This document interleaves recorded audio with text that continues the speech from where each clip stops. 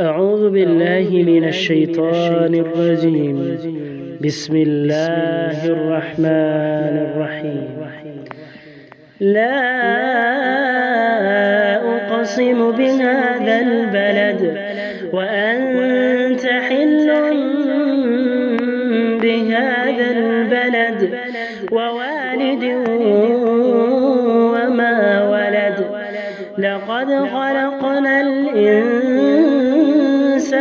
في كبد أيحسب أن لن يقدر عليه أحد يقول أهلكت مالا لبدا أيحسب أن لم يره أحد ألم نجعل له عينين ولسانا وشفتين وهديناه النجدين فلاقتحم العقبة وما أدراك ما العقبة فك رقبة أو إطعام في يوم ذي مسغبة يتيما ذا مقربة أو مسكينا ذا متربة ثم كان من الذين آمنوا وتواصوا بالصبر وتواصوا بالمرحمة